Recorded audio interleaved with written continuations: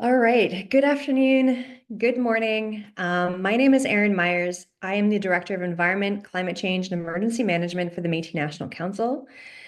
I have the privilege today of being the moderator for our second kitchen table talk, which happens to be on Valentine's Day, a day where we get to come together and learn. And in a time where we need love more than anything, what a great day to join and talk about our love for the land and water and skies and plants and all of our relations on the land.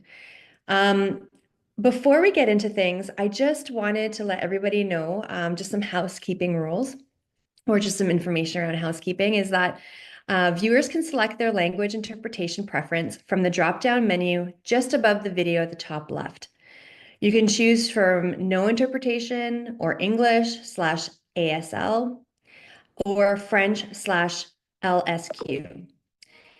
If you'd like to ask questions, and I really hope that you do, there's going to be a Q&A tool added just below the video screen where viewers can submit questions to the panel, and these questions will be collected and hopefully, time permitting, will be able to be answered by our excellent speakers that we have with us today.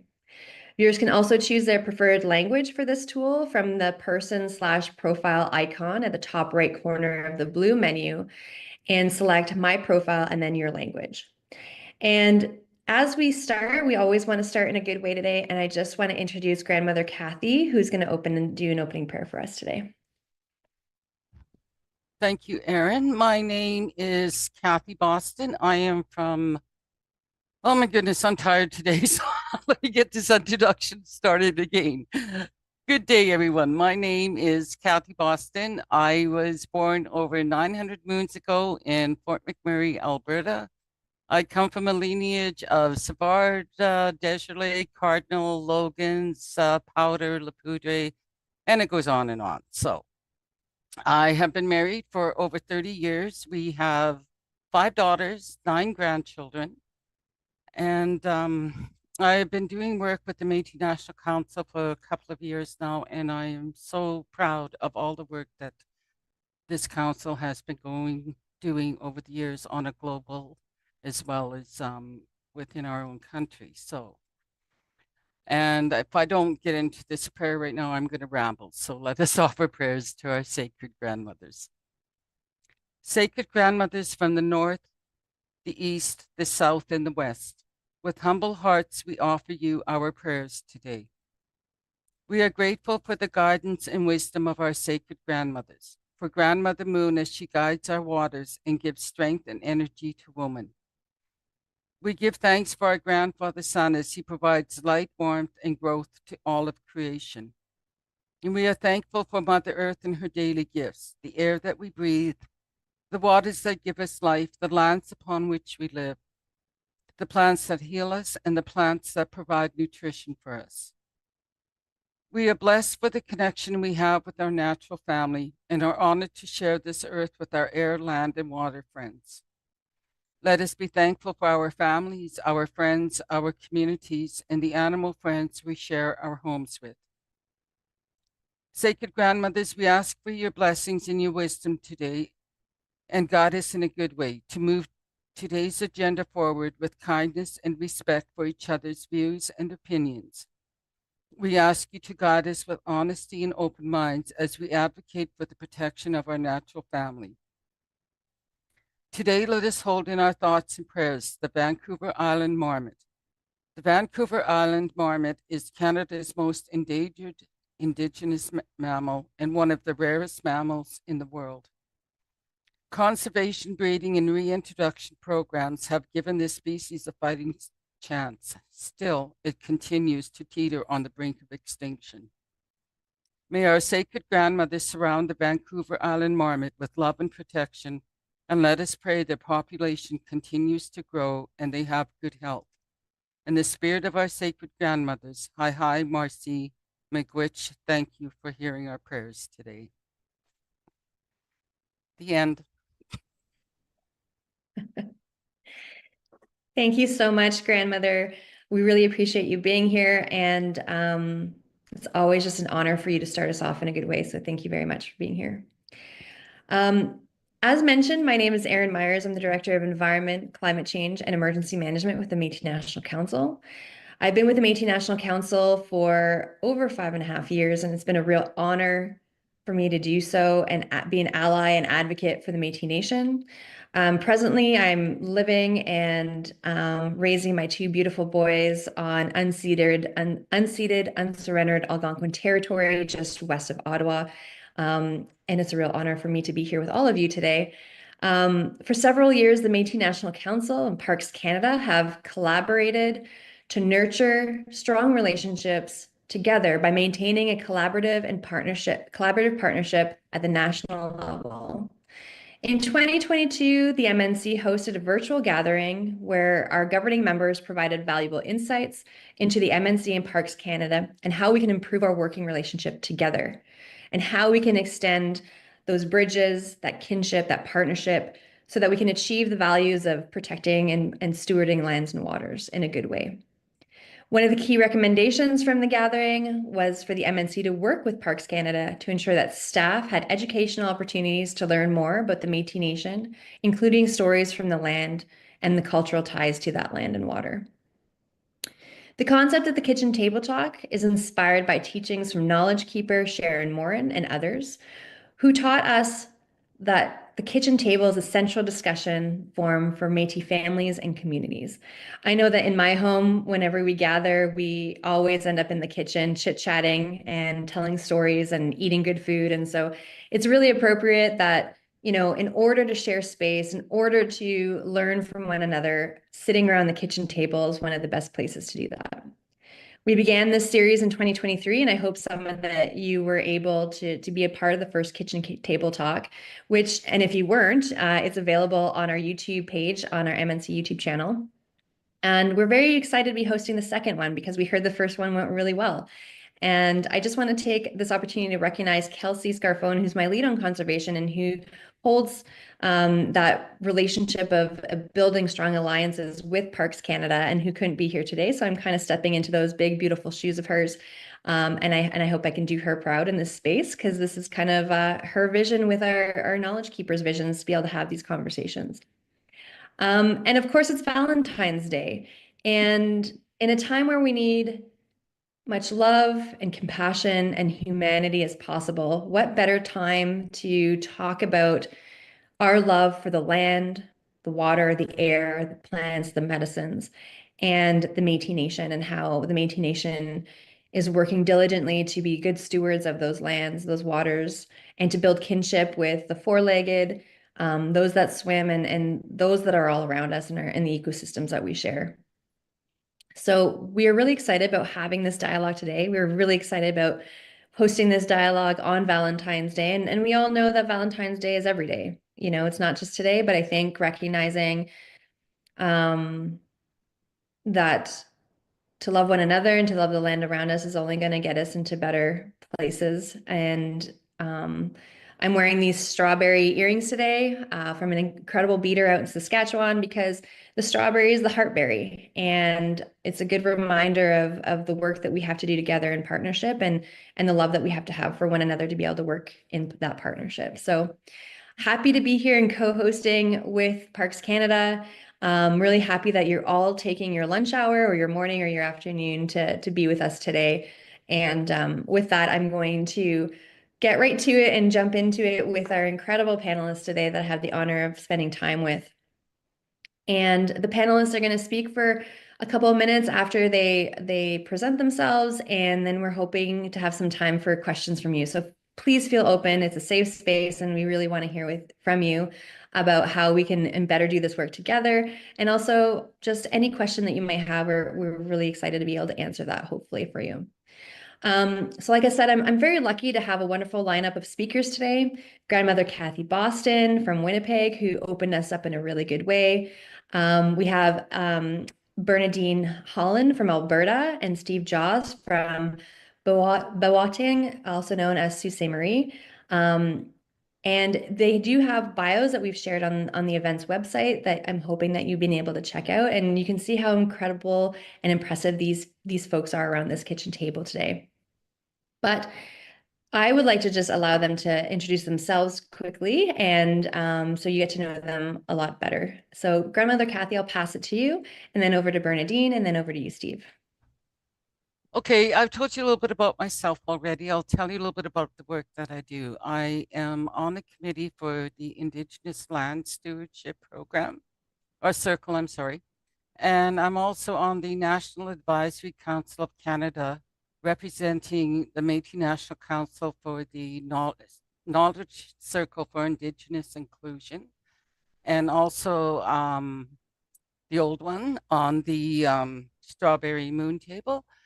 And I'm just going to briefly tell you why I refer to myself as an old woman. An old woman is Niti.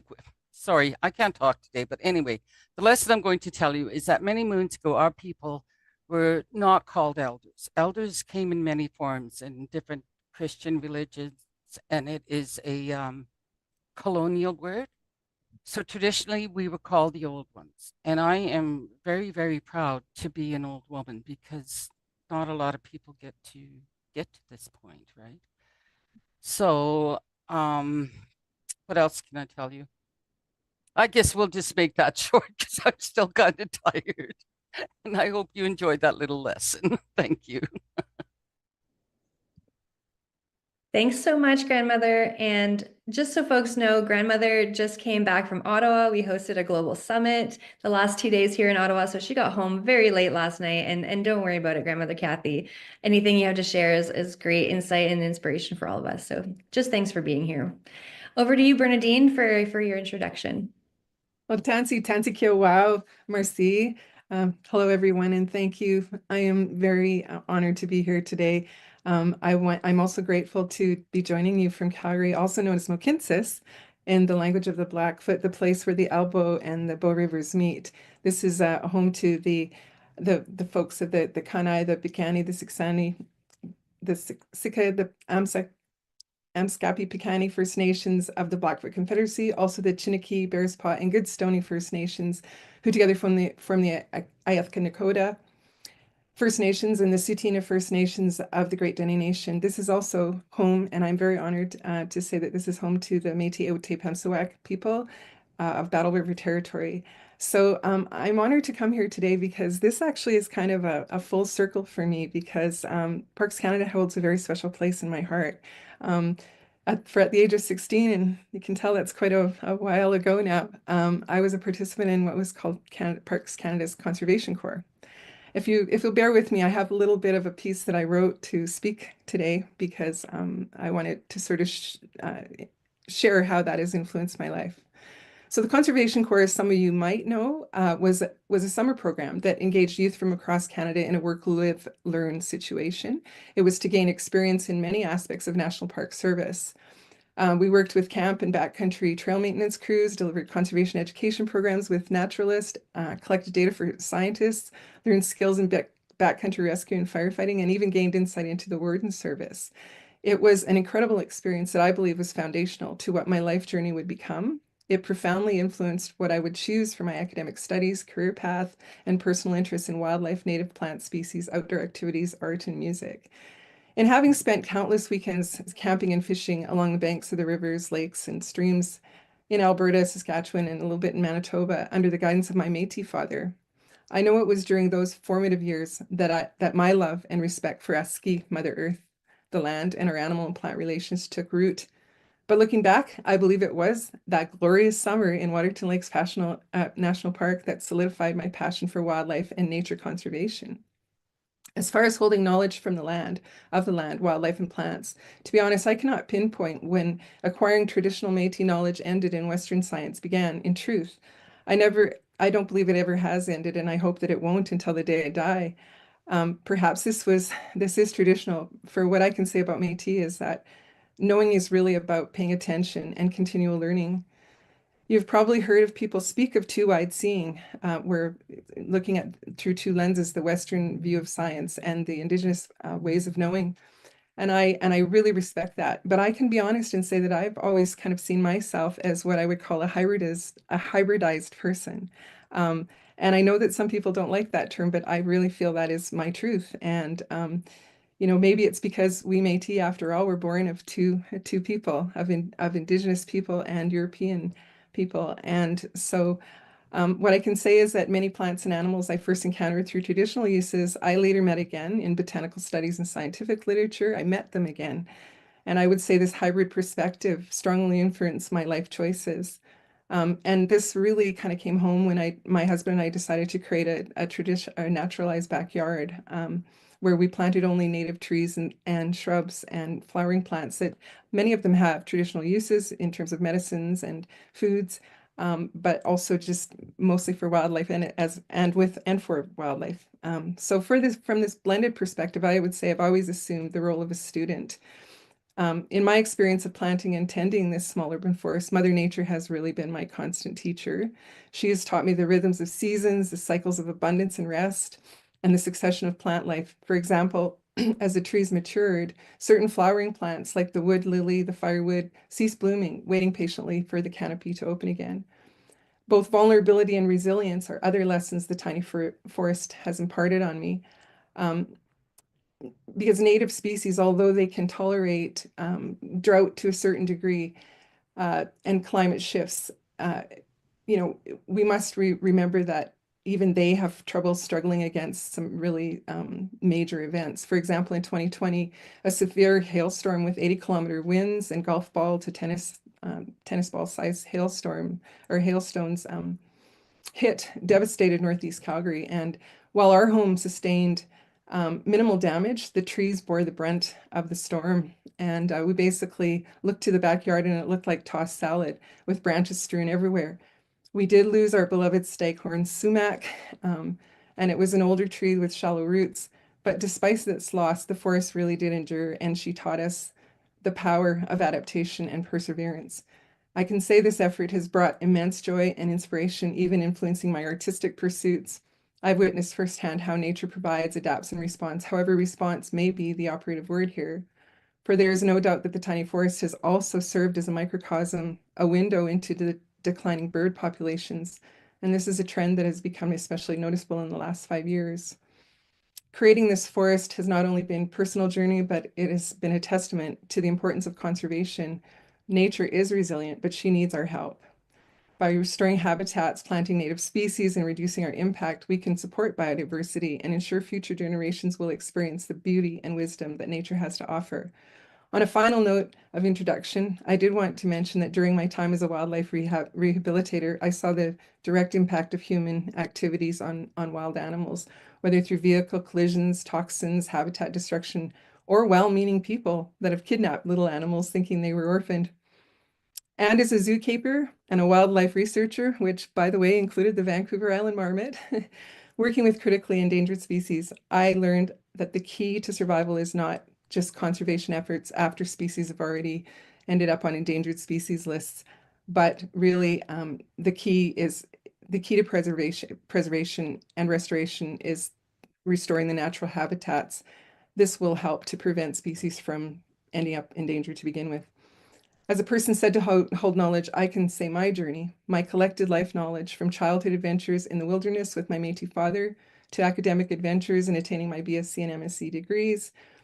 Conservation research and wildlife care has taught me one undeniable truth. If we work in harmony with Aski, the land, our Mother Earth, we are not just her stewards, but also her students, forever learning from her quiet, enduring wisdom. Thank you. Thank you so much, Bernadine, and thank you very much for being here and wanting to share your knowledge and your wisdom and your teachings and what you've seen over time with all of us here. So thank you so much, Bernadine, for being with us today.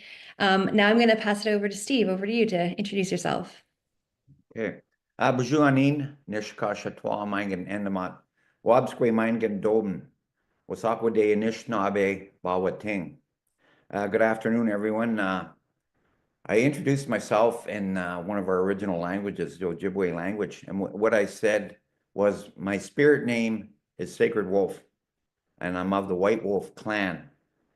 I said it was Wasakwa de Anishinaabe, which means that we're a people that flows with the Anishinaabeg Nation here in Bawating, and where it talks about our connection to the land and who we are as a Anishinaabeg people.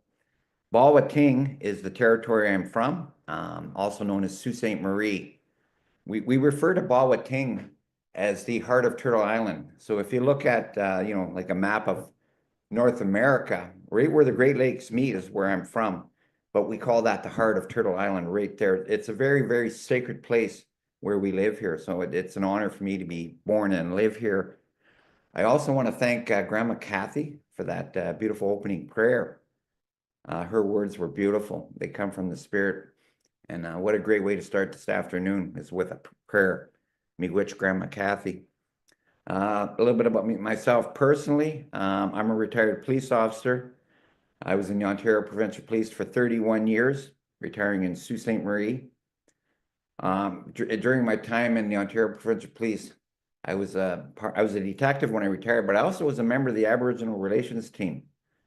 And that was a very important job. I did it part-time, but it came out of the Ipperwash Inquiry in Ontario.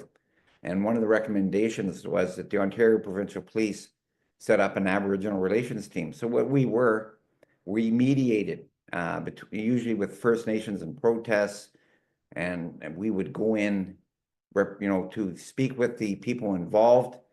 We didn't wear a uniform, we didn't carry firearms, but we'd sit in circles with the elders, chief and councils, and we'd mediate between them and the leadership of the Ontario Provincial Police. And the main function or the goal of that was to come to a resolution of, you know, what was going on in a peaceful way, that no one would get hurt. And I can say myself, you know, from the time I was in that role, no one did get hurt. So I was very thankful for that. And it was a great teaching for me to be part of that. I previously went to university. I have 2 Bachelor of Science degrees, one in natural resources, one in criminal justice. I am the president of the local historic Sault Ste. Marie Métis Council, as well as captain of the hunt for Region 4 of the Métis Nation, Ontario. I have 2 beautiful daughters and recently a granddaughter who's 3.5 months old. And my partner that I live with, she's been great support for me. And being today, Valentine's Day, I consider myself fortunate and thankful for her being in my life. I'm also a pipe carrier. I've been carrying a pipe for over 20 years. I am a sun dancer. I sun danced in Rosebud, South Dakota, under the altar of Leonard Crow Dog, chief sun dancer. I did, my commitment was 4 years, and I completed my commitment of the 4-year sun dance, which is it's a very beautiful ceremony, and it's very difficult, but the great importance of why I did that, which I won't get into today. I'm a lodge keeper. I have a sweat lodge. I'm also a keeper of the eagle staff, and I'm the keeper of the eagle bone whistle. These sacred items I carry aren't mine. They don't belong to me. They come from the Great Spirit, but they're for the people. And I consider myself, you know, most of my life and now to be a helper. I'm here to help people. So these sacred items I have helped me to help the people. And since I retired, I've been retired for 10 years. I've been, you know, very active in the Métis Nation, you know, being captain of the hunt and on council. But I also, I go into the school board, into the schools, and I help to teach that lands-based teaching, we call it. And that's it's usually children of grade 7, grade 8. But I'm helping the teachers as well to reconnect or connect those young ones to the land. Because it's such an important age at, you know, in grade 7 and 8 that they'd be able to get that connection, get that spirituality. Because traditionally our people at that age would fast. You know, they would go out in the bush for 4 days and 4 nights, and they'd be given a vision, you know, and they'd be able to decide what they're going to do with the rest of their lives. So we have to try and help them to reconnect to Mother Earth, because that's what we're all about. We're people of the land. So very quickly, that's my introduction. I'll get back to you in a little bit about being captain of the hunt and on the land. Miigwech. Thank you so much, Steve. And I really appreciate you being here and also all the good work that you're doing, especially with the children. I think that's a really important piece that, you know, sometimes we get wrapped up in the policies and the programming, and we forget that there's little ones out there that are also being impacted. And have a lot to say about, you know, being stewards, about finding solutions and about being creative. And so thank you for your work in that space and really working with the kids. And I also liked what you had to say, and it's something that I say quite a bit, is that, you know, how did we get here? How did we get to this climate crisis we find ourselves in, or biodiversity crisis we find ourselves in. And really, you know, what I've been taught is that it's because our relationship to the land and waters is broken. That heart connection to the land and water is broken. And we had to find ways to heal that brokenness and come together and find ways to work to rebuild that relationship. And so I really appreciate you talking a little bit about relationship there, Steve, and being here today with us. I do want to get in, I have a couple of questions for our speakers today and to help start the dialogue. So Bernadine, I'm going to start with you. And you talked about all that you're doing, both professionally that you've done, you know, working in the park system, and also all the great work you're doing in your backyard. And so considering the incredible time you spent on the land, acquiring knowledge and learning from our animal and plant relatives, can you share with us what they've taught you about Métis responsibilities to our environment and our non-human kin? Thank you for that question.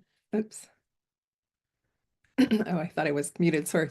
I'm going to again sort of share with you a little bit of what I wrote because I thought a lot about this question in preparation for this. So I will say that spending time in the land has reinforced one is connected. Every creature, plant, river, ecosystem play a role in an ecosystem. So everything has a service. The Métis people have long understood this. I believe we have. And we also recognize at the same time that we have to be responsible and reciprocal. And if we, for example, take too much, then we upset that balance. So as someone who has spent time observing and learning from wildlife, I've seen firsthand how every species contributes to its ecosystem. Take the yellow-bellied marmot, one of the marmot species that I spent a long time with.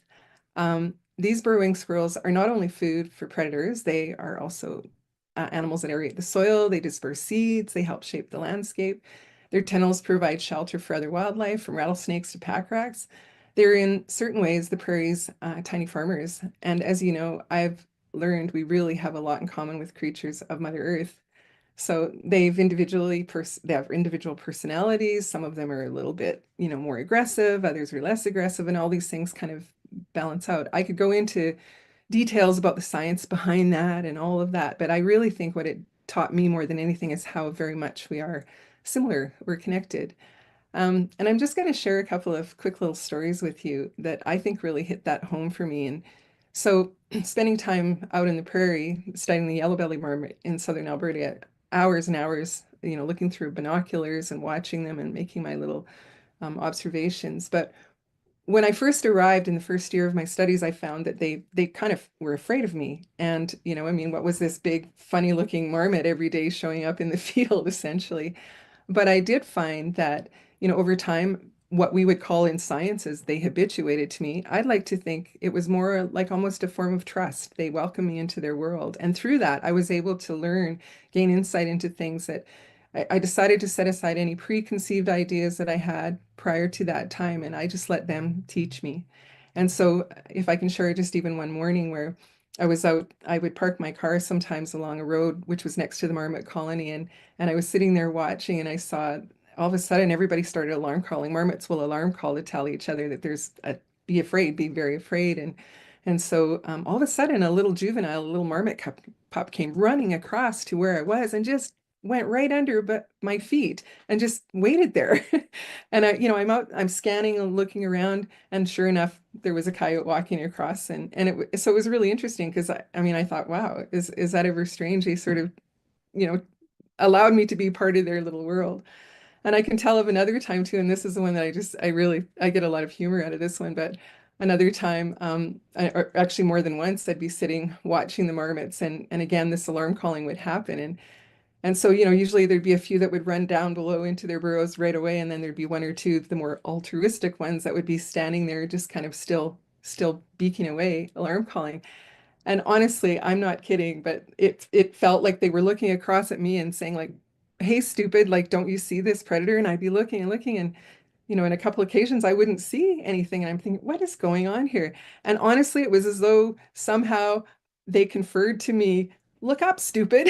And I'd look up and there'd be a hawk flying above. So, I think really it comes back to this thing about when you spend time in nature, you really start to love it and understand it. So You know, I would say that these are things that are really important, but I want to also say that when these relationships get disrupted, whether the natural causes are human activity, the entire system will feel the effect. And I do like to sort of refer to our time as people who were very much involved in hunting buffalo for our life, for our livelihood, and First Nations as well. And you know, during the 19th century, that was everything to us. And you know, it may have started out with commerce, and when our ancestors of the fur trade, you know, first the beavers and then the buffalo when they came here. You know, I think we all had good intentions and it was a way to make a living. But, you know, as they started to disappear, you know, people would sort of say the buffalo are disappearing. And then with that also went us as people, we started to starve. And I think that we need to sort of remember the lessons of that. And that is that sometimes when we think something is just completely limitless and abundant, and we forget to pay attention to what is happening around us, then things like overhunting. This was a keystone species that literally caused the crash of many other species. And as soon as that balance was out, then the predators went up and all sorts of, you know, things started to happen. There wasn't dispersal of seeds anymore. There wasn't that tilling of the land in the same way. So I think we really have to keep that in mind as Métis people. That, and I always kind of refer to this. Some of you probably saw the movie Spider-Man, where the uncle says, you know, with great power comes great responsibility. And I think that was actually a quote from the philosopher Voltaire. But I like to say with us Métis, as we are gaining our rights back, which is we rightly have, I think that we need to remember with right comes great responsibility.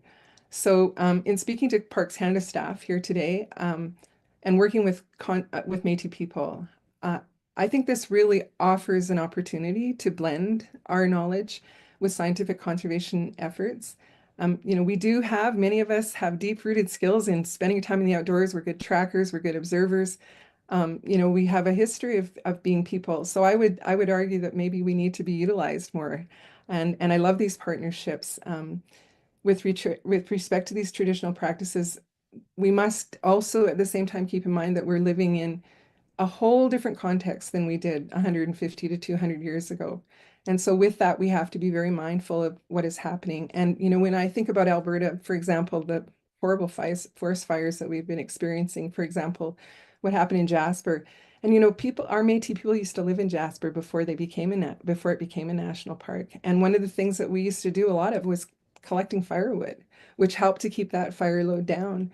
And so I think, you know, we've certainly learned you can't just go randomly collect firewood without thinking about the little animals that might be using that for a nesting site or the mosses that might grow in it. But if we learn very well and sort of use our combined knowledge to be able to be good stewards, then I think that things like that could be a way to engage. But I want to say too that this, going back to the experience of being a Conservation Corps member, I would just love to see Parks Canada implement youth programs for Métis and other Indigenous people, because I really think that these are really great opportunities to reconnect or connect and open up our hearts to our mother, to you know, to really inspire us to do the work that will get us into the positions also that will allow us to contribute more and more and more, and sharing this knowledge and not letting that knowledge be lost either.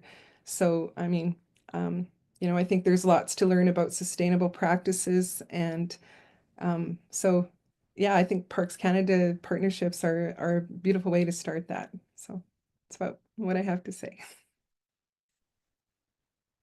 That's lovely. Thanks so much. And I really just appreciate, you know, the just sit, watch, and listen, you know, and the world around us, like you're saying, the Mother Nature around us, the Mother Earth, the animal, they can adapt, and we just need to learn and take them time to learn and listen and watch. And that's the same, you know, if we're developing policy, that's the same if we're developing partnership. Just sit, learn, listen, and, you know, we can find ways to be able to do things better if we just take the time to do them. So thanks so much for that, Bernadine. Over to you, Steve. Can you tell us a bit more about what it means to be a captain of the hunt, and what can these historical governance structures teach us about the ways we care for the land and water? Sure. Yeah, like I said in my introduction, I'm a captain of the hunt for Region 4 of the Métis Nation of Ontario, and that position is an appointment. It's not an elected position, which I think is very important to keep that politics out of our position of taking care of the land and managing the harvest. Brief history on Captain of the Hunt. It started out west in the western provinces a long time ago with the buffalo hunt, and how important the buffalo were to our people out there, and how the whole community would go on the hunt. They would pack up and they'd go wherever the buffalo were, and they would harvest the buffalo. And they decided that they needed somebody to oversee the harvesting. And they came up with a set of rules for that actual hunt. And it's very serious, because if everybody didn't follow the rule and they weren't successful in their hunt, they would perish. You know, they wouldn't have the food to eat, wouldn't have the hides to use for their homes, for their clothing. So they had to have a captain of the hunt. And if the rules were broken, I mean, there was different punishments, including having your clothes ripped up or burnt, or to the point of being flogged if it was serious enough.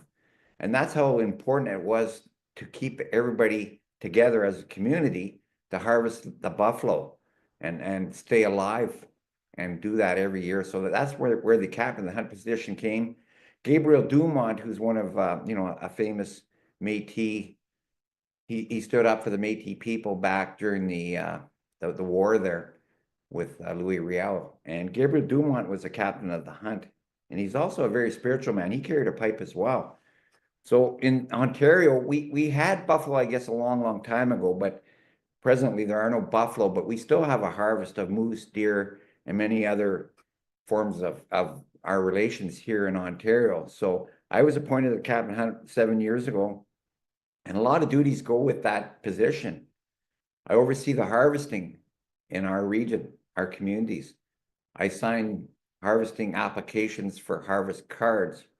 And all that came out of the Pali decision, Supreme Court of Canada decision in 2003, in which the Supreme Court of Canada said the Métis people have the right to harvest in Canada. And I want to say right now that our rights never came from the Supreme Court of Canada. It didn't come from the Crown. And where I believe our rights come from as a people out of the land, it came from Creator. It came from Mother Earth. It came from our ancestors. So that decision affirmed our rights, didn't give us our rights. So since the Pali case, we originally had 1,250 harvest cards that we gave out in Ontario. The cap has been lifted on that. So I help process those applications. I belong to the Regional Consultation Committee for our region, and I sit on that as a non-voting member. But I'm there to ensure that we always remember our harvesting and the land. And I stand up for the rights for our people, and I make sure they're able to exercise their rights. I have a liaison position with the Ministry of Natural Resources with their enforcement branch to ensure our people are treated well and respected, that their rights are respected. And 4 years ago, we sat down with the Ministry of Natural Resources in Ontario, and we came up with a program called Restorative Justice. And we put that into implementation, or we implemented it into our community here in Region 4. And we call it a circle. So what restorative justice is, and what it means to me, is that's restoring to us the ability to manage our own harvest, our own resources of the land around here, and how we harvest. So we set up a circle. We have 7 of our harvesters in our region who sit on that restorative justice circle.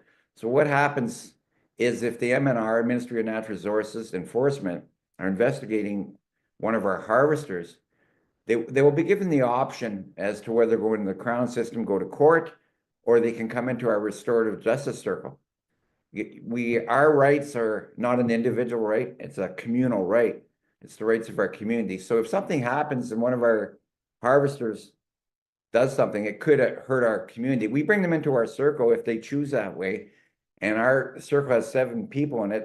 I chair that, and our PCMNO rep, provincial rep, provisional rep, we sit down as chairs, but our circle can give out I'll call it a consequence for their actions, but everything that those consequences will be to give back to our community, whether it's giving moose meat to an elder, giving firewood to an elder, doing some sort of work in our community. And so far we've had 4 circles of our harvesters coming in. Every one of them came in a little bit nervous when they came in, but when they left, they left in a really good way. And what restorative justice does is brings them back into our community, gets them involved in our community. Because sometimes our people are disconnected from our community or have never been connected to the community. So restorative justice is a great program we have running here. It's very successful. The Ministry of Natural Resources helped us set it up, but we did it in a way that's right for our community, what works for our community, because every community in the Métis Nation is so different. So that's a program we've had running as Captain Hunt. I really enjoy it. I think it's been very successful. I was talking about a communal right. Every fall we have what's called a community hunt, and we go out and we harvest, and we harvest moose. So if we're successful, which we have been for the last 2 years, 3 years, that meat goes into our community freezer. It's not for us. And so we give out that meat to our community, to our elders, people in need, people who can't harvest anymore. And a lot of our people don't have enough money. It's very expensive to go harvesting. So we do that, and we just did it 2 weeks ago. We gave out all the meat to our community. And they were very, very appreciative of this, but it's what we're all about is that community part is very, very important. So that's a big part of being Captain of the Hunt. After the Pally decision, we had in 2018, the Métis Nation of Ontario had a harvesting agreement with the Ministry of Natural Resources, in which it was an agreement that our people would be able to harvest without being any enforcement action that was based on our rights. As well, we have a harvesting policy in the Métis Nation of Ontario, and it's a very well-written, very good harvesting policy. And the emphasis of our policy is conservation. We don't want our people taking too much of any species, take what we need, give back to the community, and to be very, very respectful of those that inhabit Mother Earth. So our policy is a great policy, and our people do follow it very well. I'm also a member of the Great Lakes Advisory Group, and that's a group in the Métis Nation of Ontario. And we are, I guess you could say, we're protectors of the water.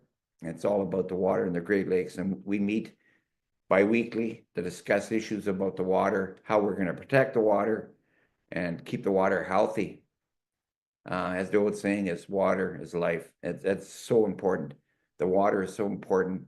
My one elder said to me, whenever you pray, Stephen, or whenever you talk, always mention the water. So I'm going to mention the water right now. We have to take care of the water. Traditionally, the water was the responsibility of our women, but now in this day and age, with things going on, that we have to all work together to keep that water healthy and to heal the water, because the water, the fish species is a big part of Métis people. Is that harvesting of fish, and right now we're limited the amount of fish we can. Pollutions, etc., in the water. So as part of that group, we're trying to get Mother Earth and the water to heal. We all come from creation. We're all part of creation. So we have to respect everything in creation, every inhabitant of Mother Earth. In Ojibwe, we call Mother Earth Skok Makwe. So we have to be respectful of those on Mother Earth. And harvesting, and we were just up in Calgary on a land user gathering, and one of the elders talked about the sacredness of harvesting, the sacredness of Mother Earth, that connection we have to Mother Earth. We are people of the land. So it's very, very important to remember that it's a sacred, it's spiritual, what we do in harvesting. And we believe, that a moose, a deer, any sort of animal, fish, bird, etc., they give us their lives. They'll turn sideways sometimes when we're harvesting, and they give us our lives so we can have that sustenance, for our people, for us to eat. So we have to respect that animal, that bird, that fish that gives us our life. And my teachings is the use of tobacco. I make an offering of tobacco when I harvest, and I totally respect that animal. We try to use as much of it as we can, and it's a very sacred thing, harvesting, to us as an Indigenous people. It's our connection to Mother Earth. And as it was said earlier, it's very well said that we have rights, but with those rights comes responsibility. So our responsibility is to be respectful to what we harvest from Mother Earth, and also ensure that there is a harvest for our future generations. all the young, new ones to come in the next number of generations. But we also, as Indigenous people, we have to thank our ancestors, because without them, we wouldn't be here. We wouldn't have these teachings that's been passed on. So that's very important. Harvesting includes not just harvesting of game, fish, also picking of the medicines. That's part of our harvest agreement. Picking of berries, the use of firewood, harvesting of firewood for warmth. And so that's it. Real quickly, I could talk for hours probably, but that's quickly the responsibilities of the captain of the hunt, overseeing that harvest for our region, as well as our responsibility and respect for Mother Earth, Miigwech. Thank you so much, Stephen. And really, honestly, thank you for all the work you do as being a captain of the hunt and taking that stewardship role with such grace and doing it in such a good way. And I just want to pick up on what you talked about, trying to reconnect people, and that kind of leads into my next question from grandmother Kathy, because we can talk about, it's so important to reconnect to land and the water and to have that relationship. But there's many Métis people that live in urban settings that, or folks that might not have ability to access land, water. And so that really, I really commend you for the work you're doing to reconnect people, bring people back out to the land, because it's so important, but also recognizing that not everyone has that opportunity. And so I guess my question for you, grandmother Kathy, is, for the last several years, Parks Canada has been working on a national urban park program, which is really important work. And from your perspective, can you tell us why access to nearby nature is important to Métis people who live in urban areas, and what that means to you? Okay, first of all, my apologies for lighting a cigarette on camera. I never do that. That's part of a bimbo syndrome I was having, I guess. But and my heartfelt thank you, Steve, for the work that you do in teaching our youth. That's a really, really difficult thing. And I'll use an example. In Manitoba in 2022, there were over 9,000 children in care. Out of those 9,000 children, over 90% were Indigenous children. Those children in care never get the opportunity to learn about the love of the land and their connection that they should have or do have, but don't know how to utilize it. I am a survivor, and my siblings as well, from the Scoop, survivors from the Scoop of the 60s. And when I turned 18, I kidnapped my two younger brothers. And our life for a little while was hitchhiking around and visiting people in relatives where we could stay until I could get a job and look after them, right? And this one time we were hitchhiking from Grand Prairie to Edmonton, and one of my brothers had picked me some flowers. And then when we got to the highway and we were hitchhiking, I knew these flowers were going to die, and there was a steep embankment going down to some water. And I asked my brothers to please go put those flowers in that water. But at that young age and being separated from my family, there was a connection. There was a connection that was there inside of us that we're born with. And I think that we have to do more for these children that are in care, for these children that don't have relatives that can show them, for these children whose parents are no longer with us or grandparents are no longer with us, for our teachings come from our grandmothers and our grandfathers. And when Métis children, I believe it was around 1951, was when the act was changed and the provinces were giving jurisdiction over taking children, and there was no Indigenous child that was safe. But the Métis children, we had nobody to look after us. We had nobody to protect us. We weren't even recognized until 1982. So many times those teachings were gone. Some never ever got them back. And I consider myself blessed, for as a young child, I was not apprehended until I was about 8 years old. And I had teachings. I was born into a family of hunters and trappers and healers. My granny had made, when you talk about Western medicines and the combination of our Métis healings, my grandmother had made a tooth anesthetic from a skunk sack, which she was known for. And she also delivered many babies, which were some of them her grandchildren. But all those things that we should have learned as children when we were in care, we never got to learn those things. It is really difficult to go through life because when you get to go home, you're not just going home to, oh, great, we're home now, everything's going to be fine. No, you are going back to not only are you traumatized, but so is your family. And we need to be considerate, and we need to take these children and that do not have these opportunities to learn what we learn, what we should learn, which many of us missed out on. Am I making any sense? Am I rambling? No, that makes good sense, Kathy, for sure. And keep going. You're doing You know, great. and when people like Steve goes into these schools and you know, he might not know that one of the children that he's speaking to has never had those teachings, but that child will carry those teachings, whether you know it or not. But I think we need to pay more attention to our children in care, that we need to bring them forward into the future with us. And that's all. Did I answer the question? Yeah, I mean, I think you did a great job. And I want to say, you know, I hope you never feel like you have to apologize, like you're lighting tobacco, and there's a reason for that.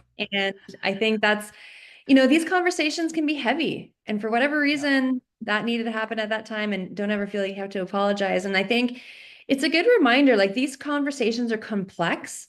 You know, it's not just about a program with parks and protecting land and it's not about just, it's easy to say, oh yeah, let's heal our relationship with land and waters. It's easy to say that, but there's a lot of other complexities. There's a lot of history here. There's a lot of, you know, things that, you know, single moms are struggling to put food on the table, let alone try and get their kids out in the land, you know, especially if they live in an apartment downtown Edmonton.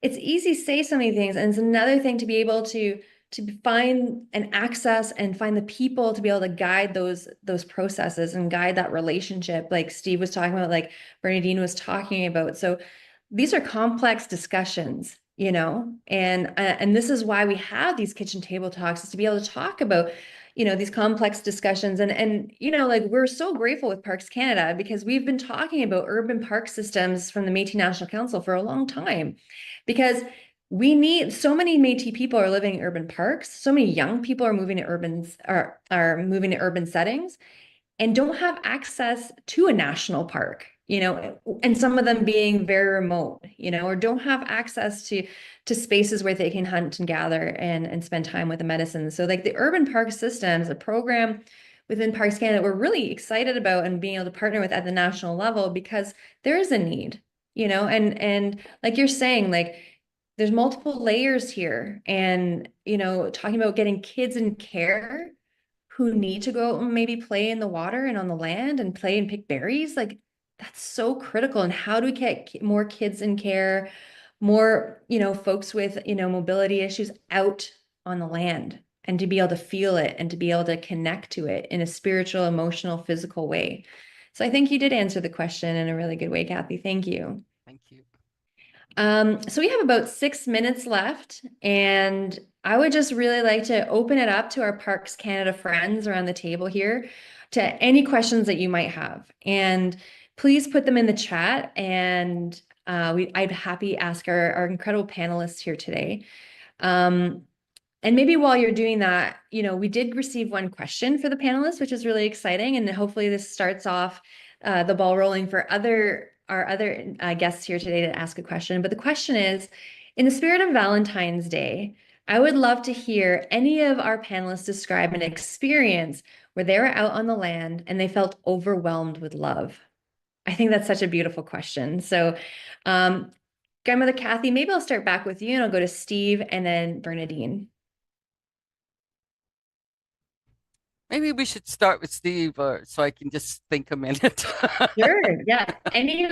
This is an open table. We can go around it in any way you guys want. So Steve, do you have anything in particular a memory of love on the land? That's a great question. Thank you for that question. Absolutely. But it's not any particular moment, time. It's always, whenever I'm on the land, on Mother Earth, or I'm out in the water, if I'm harvesting, or if I'm just picking berries, or I'm just out there doing ceremony, smoking my pipe, I feel that love of Mother Earth, Scott McQuay, we call her. I feel that love of Creator. I feel that love, that connection. And it's, yeah, it becomes very overwhelming. I've been harvesting and actually started crying because of the power of that love that we feel from Mother Earth and all of her inhabitants. That connection. No, that's a super question. And yeah, every time I go out, I do feel that love, and I have that love of Mother Earth and her inhabitants and everyone. Miigwech. Thank you, Steve. Bernadine? Sure.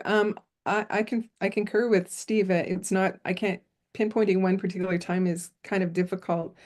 I will say that in my own personal journey, my father, both of my grandparents were Métis people from Saskatchewan, and really we were part of the people that do represent a diaspora. And I have to say there was generational trauma that we experienced, and my family also moved around a lot. So, you know, to relay that point, by the time I was finished high school, our family had moved 18 times. But the one thing that was constant in my life as a child growing up was Dad taking us out fishing and camping. And I mean, by the time I was 5 years old, I knew how to build a fire, and we didn't own a tent. We slept often under a lean-to. We had a big one of those big 5-star wood sleeping bags, and honestly there were times we woke up with frost on it. But I can tell you that maybe it's because it was kind of complex. My mother was a white farm-raised girl from Saskatchewan, with kind of a United Church Protestant background, and Dad, like many Métis, had experience with the Catholic Church. In our case, there was a lot of poverty, and even some of the kids ended up in orphanages, in residential orphanages. And so there was this sort of Catholic influence, but Dad sort of rejected that. He always sort of said he ran away from school, and so as kids, we're not really raised, I would say, with any kind of European religion. But I would honestly say that my church is nature and always has been, and Mother Earth has always been, and Creator have been my God. And my father instilled that in me from a very early time. And so it's where I gain peace. It's where I feel peace. And I think that's even why it felt so important for me to try to grow this little tiny forest, because, honestly, when the wild roses are in bloom all around the deck, and the Waterton mock orange is in bloom, and all the little plants are coming up, and the shade is coming, I can go out in the back, and then the birds come to visit, and I can hear, and I just feel like, it grounds me and it gives me peace. And I think that it does for most people. And I think, again, that brings me back to this idea that we're all connected, because we are, after all, other animals. We're just the human animal. And so, being connected to to the plants, the animals, all the four-footed, the flying, the fish, everybody, and the water, as you said, because we're mostly water.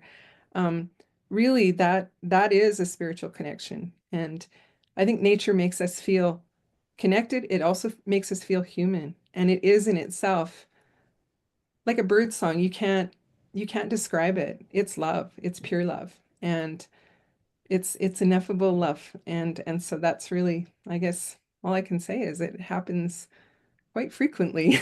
So, yeah. That's really beautiful, Bernadine. Really, truly. Thank you.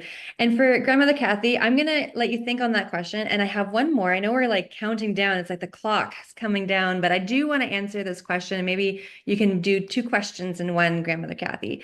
And that is, are there any particular spaces or species, plants or animals, that help you feel more connected to the land than any other?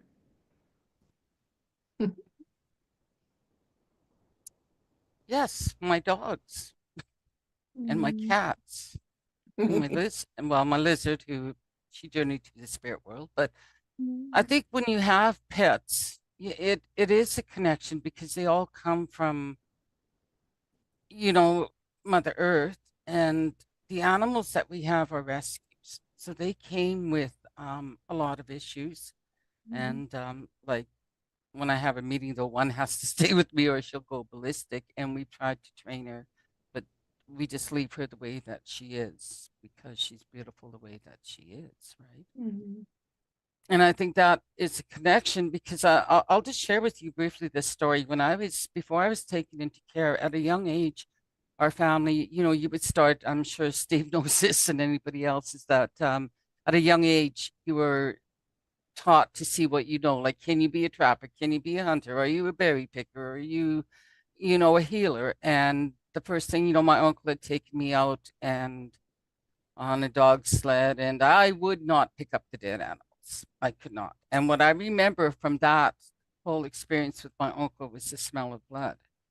And the second time he took me out with my cousin, who was actually did turn out to be a pretty good hunter and trapper, but I was not that person. The third time my auntie took me out, but it was walking this time, and it was early, early, early in the morning, like really early.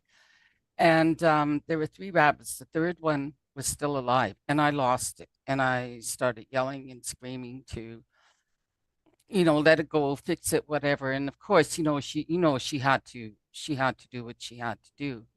And I remember she had them in this long canvas bag. And as we're walking back to camp, I was crying, and she took those 3 rabbits out and she laid them on the ground. And I'm thinking, oh my gosh, I cannot skin those. I cannot do that. Like, that was the thought. And I was kind of backing away. And I said, what are you doing? And she said, I'm leaving them for the coyotes. They need to eat too.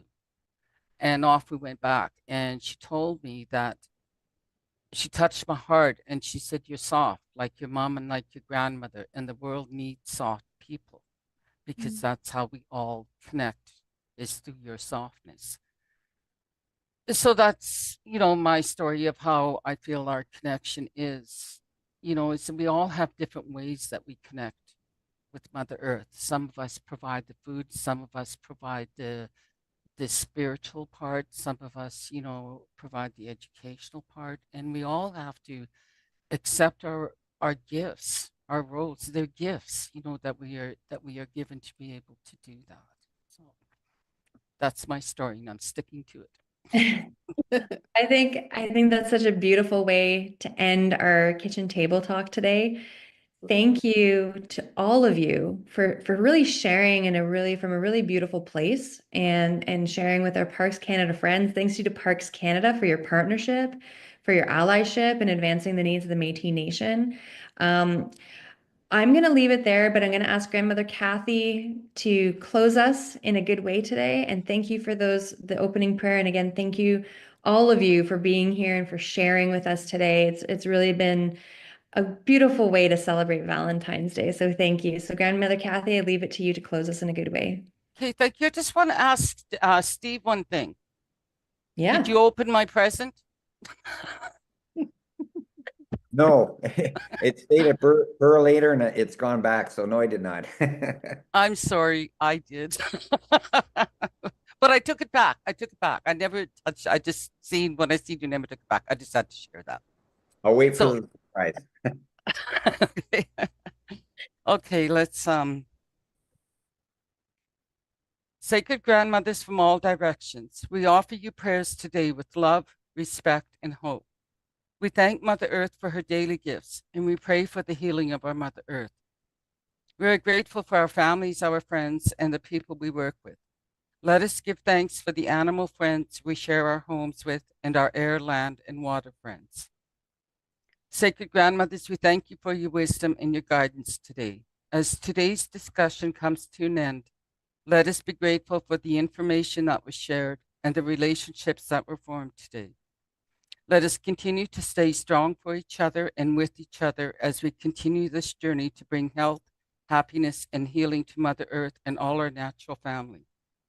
May your days be full of many blessings, and please take a moment from your busy day to offer words of kindness to someone. Your kind words can help a person who may be struggling.